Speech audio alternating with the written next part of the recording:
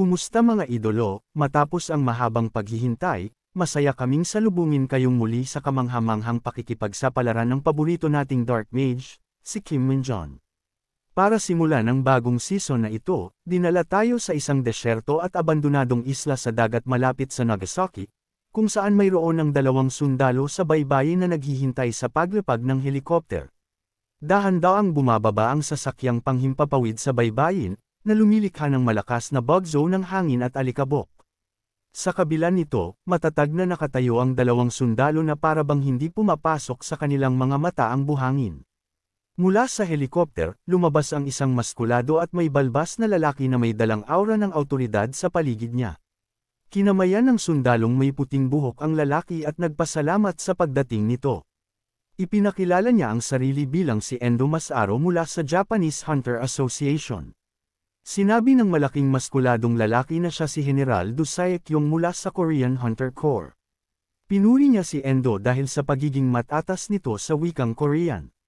Nagpasalamat si Endo sa papuri.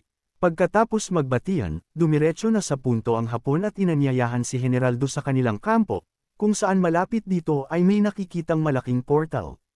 Maingat na binasa ng Koreano ang ulat habang humihigop ng kape. Pagkatapos, ipinabatid niya kay Endo na tila walang anumang problema sa plano.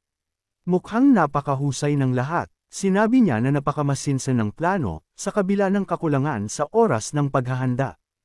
Habang sinabi naman ni Endo na posible lang ito dahil binigyan sila ng mahuhusay na sundalo mula sa pangkat ni General Do, kaya muli siyang nagpasalamat sa Koreano para dito. Nagkomento ang maskuladong lalaki na sigurado siyang nag-aalala ang Japanese Hunter Association tungkol sa patuloy na pagdami ng abnormal dungeons. Sinabi niya na ang dungeon malapit sa kanilang kampo ngayon ay lumitaw sa isang desyertong isla, na nagpapahirap sa pagtuklas. Sa hitsura nito, malinaw na ang dungeon na ito ay medyo mahirap, kahit pa isinasaalang-alang na isa itong abnormal dungeon. Gayunpaman, hindi ipinapalagay ni General Do na nagtutulungan ang mga Hapon at Koreano dahil lang sa hindi sapat ang puwersa ng mga tauhan ni Endo. Gamit ang kanyang hindi nagbabagong ekspresyon at ang may itim na bilog sa ilalim ng kanyang mga mata, tinitigan ni General Do ang Hapon at tinanong ang kanilang tunay na intensyon. Saglit na natahimik si Ginoong Endo. Malinaw na alam niyang darating ang tanong na ito, ngunit medyo mahirap pa rin para sa kanya na sabihin ang totoo sa maskuladong lalaki.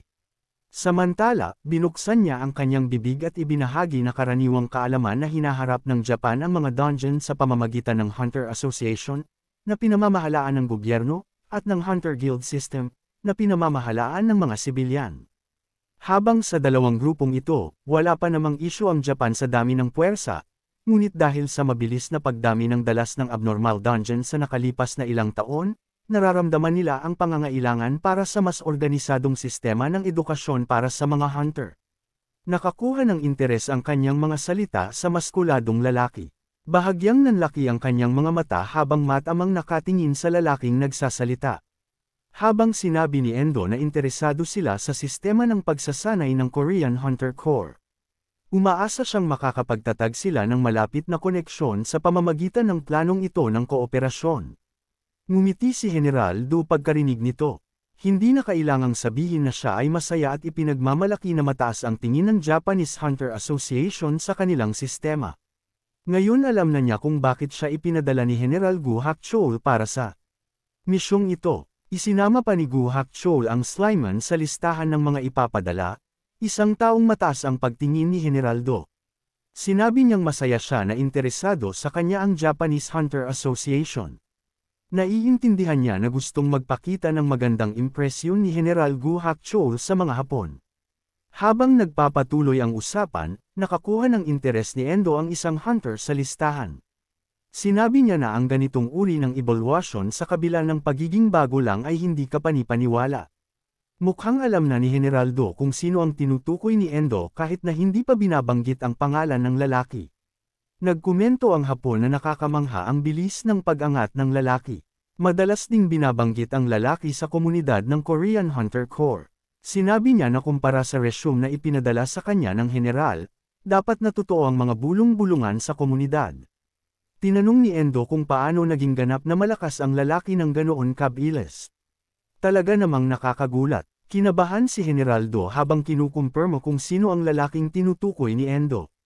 Hindi niya alam kung paano ilalarawan ang lalaki o ipapaliwanag ang lahat kay Endo.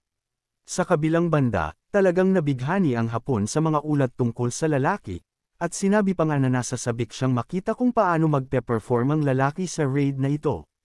Sa huli, ang lalaking pinag-uusapan nila ay walang iba kundi ang ating bida, si Sergeant Kim.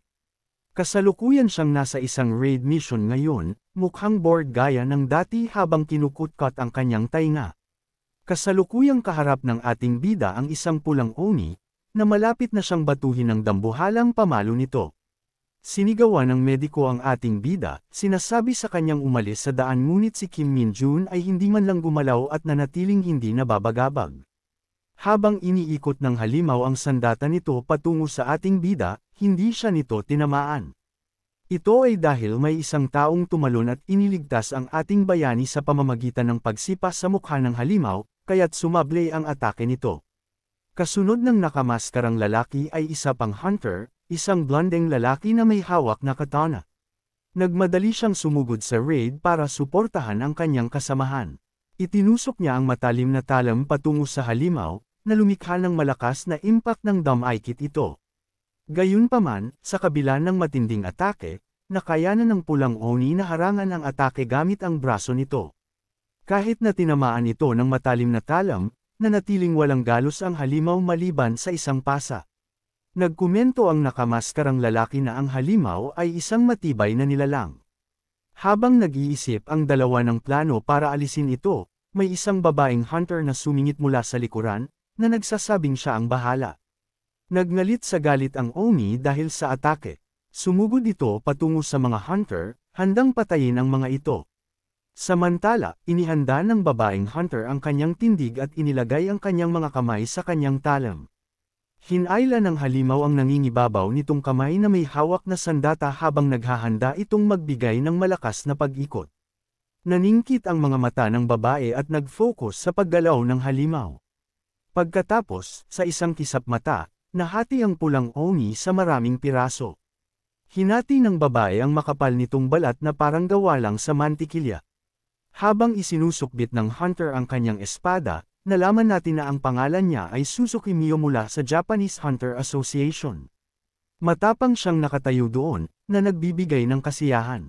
Ang babae ay may elegance at ganda. Lumapit ang Koreanong mediko sa kanya at pinuri ang kanyang husay sa espada, tinawag itong kamangha-mangha. Yumuko si Suzuki bilang pagkilala, na nagpapakita ng lubos na paggalang sa kanyang mga kasamahan. Pagkatapos ay tinanong ng mediko ang mga frontliner kung mayroon bang nasaktan sa kanila. Parehong mukhang ayos lang ang lalaking may blonding buhok, si Ren, at ang nakamaskarang lalaki, si Ken, mula sa Danjo Guild. Matapos masaksihan ang galing ni Suzuki, tinawag siya ni Ren na halimaw. Alam niya kung gaano katigas ang kalaban dahil tinamaan ito ng kanyang espada, at hindi man lang nagtamo ng anumang pinsala. Sumali si Ken sa usapan, tinatanong si Suzuki kung talaga bang hindi siya interesado sumali sa Danjo Guild. Sa kasamaang palad para sa kanila, binaliwala lang sila ni Suzuki at lumampas sa kanila, na para bang wala sila. Dumiretso ang Hapon na swordswoman sa ating bida, tinatanong kung ayos lang ba siya. Nakita niya ang nangyari kanina at iniisip na halos mamatay ang ating bida kung hindi dahil kina Ren at Ken. Sinabi niya na parang hindi makapag-concentrate si Kim, aniya, hindi sila maaaring magkaroon ng mga taong nasasaktan o namamatay kung ang mga Hapon ang nagmungkahi ng planong kooperasyon.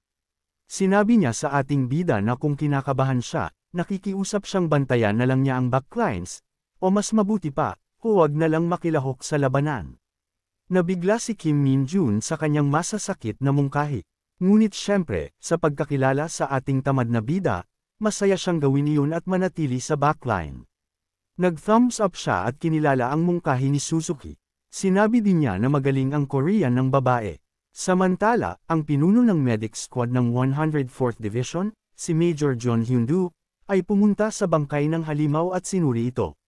Sinabi niya na mas malaki ang halimaw kaysa sa pulang Doka Ebi, na kilala rin bilang Korean Ogres, na lumitaw sa kanilang bansa. Nagkomento siya na hindi rin madali para sa Japan ang sitwasyon sa dungeon. Gayunpaman, nang lumingon siya, napansin niya na wala na ang lalaking kinakausap niya, si Kim Min-jun. Pagkatapos ay nakita natin ang kung ulo ang dugo at namula ang mukha ni Kapitan Sang-deek sa galit. Sa huli, kasalukuyan niyang sinisigawan ng ating bida, tinatanong kung sinusubukan ba silang ipahiya ni Kim.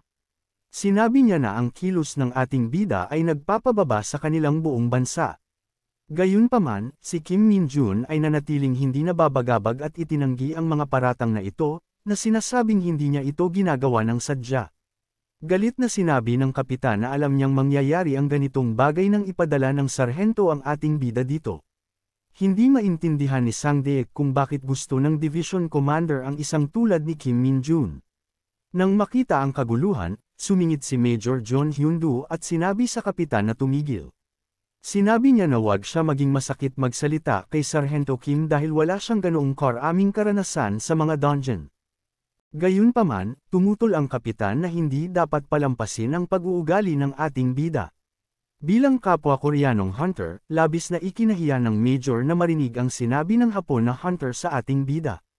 Samantala, sandaling nagnilay-nilay ang ating bida tungkol sa kanyang mga ginawa. Sa totoo lang, nagmamasid lang siya dahil gusto niyang makita kung anong level ng kasanayan mayroon ng mga tao, ngunit hula niya na nagdulot ito ng hindi pagkakaunawaan sa halip. Gayunpaman, inalala ni Kim Min-jun ang labanan kanina, at napatunayan niyang mas mahusay ang mga Hapon na hunter kaysa sa kanyang inaasahan. Bagamat talagang namumukod tangi si Suzuki sa iba, inilipat ng ating bida ang tingin niya sa babaeng hunter, at nakita siyang nagpapahinga lang na parang isang kontrabida. Sinunggaban ni Kapitan Sang-deek ang balikat ng ating bida, at sinabi sa kanyang magayos, dahil babantayan niya itong mabuti. Nanatiling hindi nababagabag ang ating bida, ngunit kinilala pa rin ang kanyang superior. Gayunpaman, sa kanyang isip, nagtaka siya kung bakit nagalit ng gusto ang kapitan. Parang hindi rin naman nakatulong si Sang-deek. Samantala, habang nag-uusap ang mga Hapon na hunter tungkol sa mga ordinaryong bagay, may nakakuha ng atensyon ni Suzuki. Nanlaki ang kanyang mga mata sa takot habang may nakita siya mula sa malayo. Agad siyang naghanda sa pakikipaglaban at binabalaan ang lahat na mayroong darating na nakakatakot. Gayunpaman, hindi niya natapos ang kanyang pangungusap dahil isang palakol ang dumating na lumilipad patungo mismo sa kanyang mukha. Sa kabutihang palad, nagawa ni Suzuki na iliko ito sa tamang oras, na nagpadala sa palakol sa ere. Ngunit habang tumatama ang palakol sa lupa, sina Ren at Ken ay naghanda rin sa pakikipaglaban at ngayon ay nasa mataas na alerto. Lumabas mula sa dilim ng kuweba ang isang masamang anyo na dahan-daw ang lumalakad patungo sa grupo. Habang papalapit ito, sumikat ang liwanag dito, na nagpakita ng isang kakilakilabot na anyong humanoid na kamukha ni Cell at Majin-buu mula sa Dragon Ball, ngunit parang na-order mula sa Temo. Nararamdaman ng nakakabahalang aura sa paligid ng nilalang, agad na napagtanto ni Suzuki na ito ang dungeon boss. Agad siyang nagbabala sa iba tungkol dito. Mabilis itong nakuha ng atensyon ni Ren at Ken, na ikinabahala ng dalawa. Sa kabilang banda, habang ang ibang mga hunter ay nagkakagulo sa pagdating ng dungeon boss, nanatiling hindi nababagabag si Kim Min-jun. Sinulyapan ni Suzuki si Ken, at agad na naintindihan ng lalaki ang ibig niyang sabihin. May tinapik siya sa kanyang relo, na nag-aabiso sa pangunahing puwersa na dumating na ang boss. Ipinagbigay alam ng babaeng hunter sa mga Koreanong hunter na ibinahagi na niya ang kanilang lokasyon sa 5 iba pang koponan. Samantala, hinimok niya ang lahat na magdepensa at maghintay sa pagdating ng mga ito para sumali sa laban. Idinagdag niya na kung kailangan nilang umatras. Gayunpaman, bago pa man niya matapos ang kanyang pangungusap, sumugod ang dungeon boss sa harap niya, handang suntukin siya ng malakas. Sa kasamaang palad, nakapag-react siya sa tamang oras, ngunit sinundan ito ng halimaw ng pagtatangkang kagatin ang ulo niya. Dito na tumalon sina Ren at Ken para tulungan ang babaeng hunter. Sa kasamaang palad, naging mabagal ang kanilang sorpresang atake para sa halimaw. Nagawa nitong hawakan ang kanilang mga paa at pinigilan ang atake. Pagkatapos ay itinapon ng boss ang dalawa ng may kadalian. Para silang hindi naman pumapatay ng halimaw para mabuhay. Sina Ren at Ken ay mukhang baguhan laban sa boss. Gayunpaman, hindi hahayaan ni Suzuki na masayang ang sakripisyo ng dalawa. Habang abala ang boss sa dalawa, naghanda siya at nagbigay ng malakas na hiwa. Patungo sa gilid ng halimaw. Kumonekta ang talem. Walang paraan para makaiwas o makaharang ang boss sa atake, at ibinigay rin ni Suzuki ang lahat ng makakaya niya sa hiwang iyon, dahil hindi niya hahayaan na mawala ang gininto ang pagkakataon na iyon. Gayunpaman, hindi man lang nag-iwan ng guhit o galos ang atake sa parang bakal na balat ng dungeon boss. Tinitigan pa nga ng boss ang talam sandali at tinuwanan ang babaeng hunter. Habang nagiging malungkot ang sitwasyon para sa mga Hapon na hunter, isang lalaki ang pumutol sa katahimikan sa pamamagitan ng pag-activate ng kanyang mana sword. Walang iba kundi si Kapitan Sangdeek. Hinugot niya ang kanyang espada, na nag-aangking ang kagamitan ay isang anti-monster device. Pinapalaki nito ang mapanirang puwersa sa pamamagitan ng pag-absorb ng mana ng gumagamit. Aniya, ang aura na nakikita nila sa espada ay ang patunay ng gayong mapanirang kapangyarihan. Ipinagmamalaki ni Sangdeek na ang kanyang espada ay naiiba sa pangkaraniwang kagamitan na nakukuha ng mga ordinaryong sundalo. Nagka-interes ang ating bida na si Kim sa kumikinang na espada, ngunit ang tingin niya rito ay parang nakatingin siya sa laruan ng bata.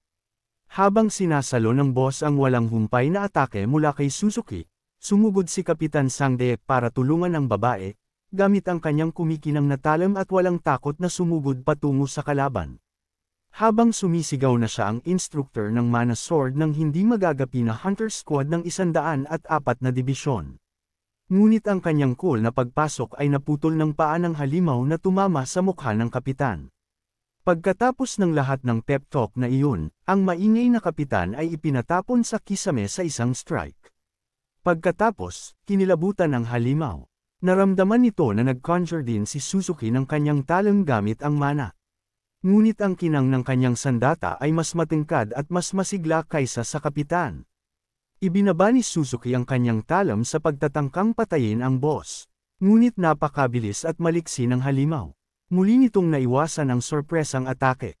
Habang umaatres ang halimaw palayo sa mga hunter, sinamantala ni Suzuki ang pagkakataon na sabihan ng iba na umatras. Sumigaw siya na magpapaliban siya ng oras para maaligan ng iba ang walang malay na sina Ren at Ken. Gayunpaman, habang lumingon siya sa likuran niya, nakita niya na nauna na ang ating bida. Nakuha na ni Kim Min-jun ang mga walang malay na hunter at naihatid na sila sa mediko ng koponan. Nawala sa composure si Suzuki sa loob ng ilang segundo, ngunit inutusan pa rin niya ang mga ito na bumalik sa kaligtasan. Subalit, nagsawa na ang ating bida sa panunood lang mula sa gilid.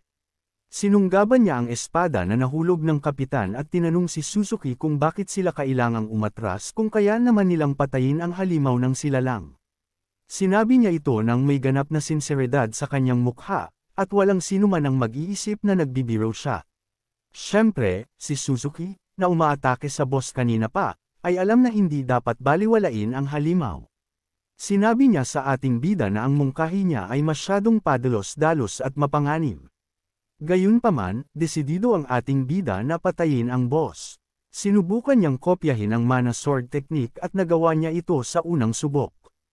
Pero ang mana niya ay ganap na naiiba sa dalawang nauna. Habang ang mana sword ni Suzuki ay naglalabas ng malakas na kinang, wala itong sinabi kumpara sa ating bida. Parang ang espada mismo ay nilamon ng isang malakas na bugzo ng mana. Nanlaki ang mga singkit na mata ni Suzuki hanggang sa makakaya nito dahil sa pagkabigla. Sa kabila nito, hindi pa rin siya makapaniwala sa kanyang nakikita. Maging ang mayabang na dungeon boss ay alam na ang ating bida ay nangangahulugang. Gulo, ang arroganting ngiti sa kanyang mukha ay nagpapakita na nag-e-enjoy ang ating bida sa bagong teknik na natutunan niya. Makikita natin mula sa kanyang nakakabaliw na ngiti kung gaano siya kasaya. Sa huli, ang paunang laki ng mana flame ay hindi pa pala ang huling anyo nito. Patuloy itong lumalaki at lumalaki, nagiging mas makapangyarihan pa. Ngunit alam ng boss na hindi nito maaaring hayaan ang ating bida na i-charge ang kanyang mana sword sa maksimum na kapangyarihan nito. Kaya, inabot nito ang kanyang palakol at sumugod patungo sa ating bida. Gayunpaman, tapos na si Kim Min-jun sa pag-set up ng kanyang espada. Kinondense niya ang mana sa espada, na ginawa itong mas matalas at mas makapangyarihan. Sinubukan ng halimaw na hatawin ang ating bida gamit ang palakol nito, ngunit tinitigan lang ito ni Kim gamit ang kanyang karaniwang walang interes at patay na mga mata. Aba, habang malapit na maabot ng palakol ang mukha ng ating bida, sinagot niya ang atake ng halimaw sa pamamagitan ng pag-indayog mula sa kanyang espada. Ipinatapon ng ating bida ang dungeon boss ng diretsyo patungo sa kisame ng kuweba. Nagulat pa si Sargento Kim sa tinding puwersa ng espada. Hindi niya nga sinubukang magbigay ng labis na effort sa atake na iyon, ngunit tiyak na nakakapinsala iyon. Still, kailangan nating kilalanin ang katatagan ng halimaw na ito. Sa kabila ng atake ng ating bida, tila hindi nagtamo ng matinding pinsala ang halimaw. Pagkatapos ay nagsimulang manginig ang espada ng ating bida, at ang mana na bumabalot sa espada ay naging hindi matatag. Napansin din ito ni Suzuki, at inilipat niya ang kanyang tingin sa ating bida nang may malaking interes sa kanyang mga mata. Pagkatapos, nawalan ng kontrol ang aura sa paligid ng talam ni Kim at sumabog ng walang pinipili. Napakalakas nito na nagtulak kay Suzuki na umalis at protektahan ang sarili mula sa mana ng ating bida. Ang ilan sa mana ay tumama sa kanya, at wala siyang ibang pagpipilian kundi ilihis ang mga ito. Gayunpaman, salamat sa pangyayaring iyon, nakita natin ang isang kahangahangang anggulo ng abs ni Suzuki. Halos bumagsak ang panga ng isang Major Gion sa sahig matapos masaksihan ang hindi maunawa ang tanawin sa mismong harapan niya. Sa kabilang banda, si Kim Min-jon ay kumikilos na parang isang maliit na bagay lang iyon. Ngumiti siya ng magalang at nagbigay ng paumanhin ng hindi taos-puso, sinasabing nawala sa kontrol ang mana ko. Pagkatapos ay ipinikit niya ang kanyang mga mata at nag-ipon ng pokus. Sinimulan niyang i-concentrate ang kanyang mana sa espada, siniksik ito hanggang sa naging matatag ang daloy ng mana. Gayunpaman, naging napakatindi ng mana kaya't umilo ito ngayon sa mas madilim na kulay. Nanginginig ang dungeon boss sa tanawin ng sandata ng ating bayani. Likas na alam nito na ito na ang katapusan niya kung tatamaan siya nito. Ang ating baliw na bida ay sumugod patungo sa halimaw na may masamang tingin sa kanyang mukha habang inihahagis ang kanyang talam patungo sa lilang nilalang. Sa puntong ito, medyo mahirap makilala kung sino ang tunay na halimaw. Kinagat ng boss ang kanyang mga ngipin, naghanda para sa pagtama, at ginamit ang kanyang sandata bilang kalasag upang harangan ang atake ng ating bida. Dumaan ang talam ni Kim Min-jon sa sandata ng halimaw, na lumikha ng isang malakas na pagsabog at isang matinding mana surge sa paligid. Sa kasamaang palad, napakalakas ng tama kaya't ang espesyal na espada ni Kapitan Song Diek ay nagkabasag-basag sa milyon-milyong piraso. Ngunit hindi lang ang espada ang biktima ng atake ng ating bida. Sa kabila ng pagharang sa atake ni Kim, nagdusa pa rin ng matinding pinsala ang boss. Bawat daliri ng mga kamay nito at mga buto mula sa mga braso nito ay nawasak habang sumisigaw ang halimaw sa matinding sakit. Ang malamig na pawis ay tumutulo mula sa mukha ni Suzuki habang pinapanood niya ang nangyayari mula sa isang ligtas na distansya. Bilang isang gumagamit ng aura mismo, hindi niya maunawaan na ang isang mana equipment ay masisira lamang dahil sa napakalaking mana ng isang tao. Samantala, tinitigan ng ating bida ang sirang talam at naisip na hindi pa nga niya nailagay ang lahat ng kanyang puwersa sa kanyang pag-atake. Medyo masama ang kanyang pakiramdam dahil sa pagsira sa espada. Ang kanyang tingin ay lumipat sa dungeon boss na kasalukuyang nakaluhod sa lupa habang nanginginig sa sakit at paghihirap. Sa isang iglap, nakalimutan ni Kim Min-jon ang lahat tungkol sa espada at ibinaba ito.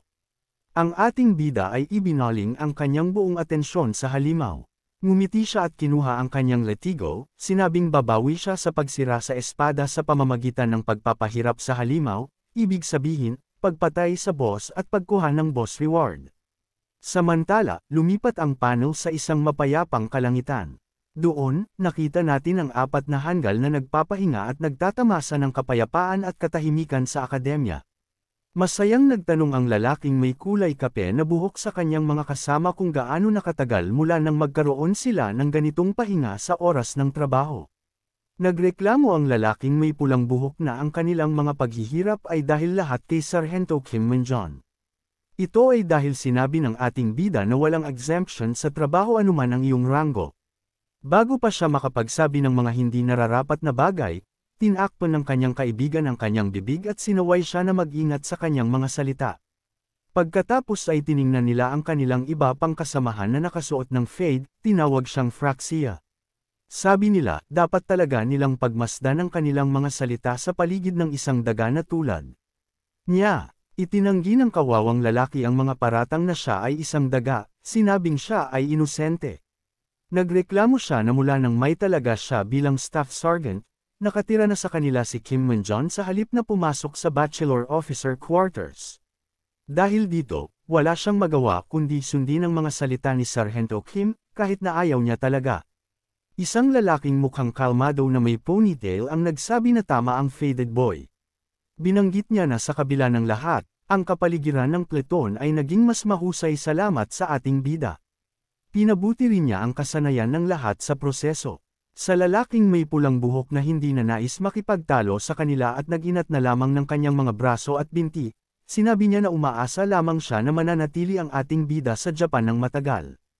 Mas magiging mabuti pa kung wala na siya sa akademya bago bumalik si Min-jon. Isang damdamin na ibinabahagi ng lahat ng naruroon. Pagkatapos, bigla na lamang, may nakakuha ng kanilang atensyon. Tinawag nila ang isang mukhang bata na lalaki na nagngangalang Lee Dong-jin. Sinaway ng bata ang mga nagpapatrouble, sinabing dapat siyang tawagin na Corporal Lee Dong-jin ngayon, habang tumatakbo patungo sa kanila habang may hawak na mop. Tinanong nila ang bata kung bakit nagtatrabaho pa rin siya ng napakahusay kahit na nakuha na niya ang titulo ng corporal. Walang tugon ang lalaki. Tumawa lang siya at tinawanan ito. Habang ang lalaking may pulang buhok ay tinanong si Dong-jin tungkol sa anumang balita tungkol sa ating bida. Ibinahagi niya na nakakuha siya ng ilang balita kanina tungkol sa sarhento. Tila, tinapos ng koponan ng raid kahapon kung saan pinatay ni Sargento Kim Min-jun ang boss. Hindi niya talaga alam ang mga detalye, ngunit nakumpirma na sinolo ng ating bida ang halimaw. Ang apat ay napaluhod mula sa gulat, nagtatanong kung totoo ba talagang pinatay niya ang boss ng mag-isa. Gayun din, ang pinakanakakagambalang isyo ay kung natapos na nila ang raid, nangangahulugan ba ito na babalik na si Min-jon. Ibinunyag ni Lee Dong-jin na dahil natapos ang raid ng mas maaga kaysa sa inaasahan, ang lahat ng ipinadala sa Japan ay binigyan ng bakasyon. Magpapahinga ang ating bida sa Japan sa loob ng isang araw at babalik bukas. Nainggit ang lalaking may ponytail sa ating bida na makakapagbakasyon sa Japan. Habang galit naman ang lalaking may pulang buhok na isang araw lang siyang mawawala sa kanila, iminungkahi niya na dapat nilang bigyan si Sargento Kim ng isang taong bakasyon. Nagkomento ang lalaking may kulay kape na buhok na tiyak na masarap magbakasyon sa Japan, lalo na't maganda ang panahon ngayon. Gayunpaman, sinabi ng ponytail na hindi talaga nila maaaring ipagpalagay na ang ating bida ay talagang mag-e-enjoy sa kanyang bakasyon ngayon. Sa pagkakilala kay Kim Min-jun, malamang na nagte-training siya sa isang lugar na gumagawa ng strength exercises at gaming. Nag-isip din siya na baka nagre-raid ng dungeons ang ating bida sa sandaling ito. Nagtawanan silang lahat nang marinig ang kanyang mga salita, sinabing lubos nilang may larawan si Min-jon na ginagawa iyon. Napagtanto nila kung gaano kaadik sa lakas ang sarhento, kaya't malamang na naglilinis siya ng mga dungeons. Nakita natin ang ating bida na naglalakad sa mga kalye ng tila isang inabandonang lungsod sa Japan. Ang hangin sa paligid ng lugar ay mukhang masama, at walang mga palatandaan ng buhay na makikita. Sa kabila ng mga ito, masayang naglakad ang ating bida sa mga kalye na parang naglalakad sa isang parke. Pagkatapos, lumitaw ang kanyang familiar sa anyo ng isang uwak. Lumapag ito sa braso ng ating bida, at tinanong ni Kim kung ang bagay na hinahanap niya ay narito sa Japan. Sabi ng uwak na talagang narito ito. Natagpuan niya ang pinakamalapit na lugar na may demonic energy tulad ng inutos ng ating bida, at ngumiti si Kim at pinuri ang uwak para sa mahusay na trabaho. Sinabi niya na hindi siya maaaring magsayang ng oras nang pumunta siya sa lugar na ito, at hindi siya makagawan ng anuman dahil sa lag. Akala ng uwak na ang lag na tinutukoy niya ay isang tao. Habang sinasabi ng uwak na tuturuan niya ng leksyon ang lag bastard na iyon dahil sa pagpikan sa ating bida, ngunit sinabi ni Kim sa kanya na ayos lang, at wala silang magagawa tungkol sa lag. Kinagulat ito ng familiar. Kahit ang dakilang si Kim Min-jun ay hindi magawang gumawa ng anuman tungkol sa taong nagngangalang lag, na nagpapaisip sa kanya na ang lag ay isang makapangyarihang nilalang. Doon, nagseryoso ang ating bida, sinabi niya sa uwak na manahimik muna siya habang naramdaman niya ang presensya ng isang taong papalapit sa kanila. Pagkatapos ay nakita natin ang isang motorsiklo na humaharurot patungo sa ating bida. Ang nagmamaneho ay tila isang babaeng rider. Nagpreno siya at huminto sa mismong harapan ng ating bida, na tila sadyang nag-abalang pumunta roon para sa sarhento. Habang dahan-daw ang tinatanggal ng rider ang kanyang helmet, makikita natin ang pagkalito na nabubuo sa mukha ng ating bida. Sa huli, ang rider ay walang iba kundi ang Japanese hunter, si Suzuki Mio.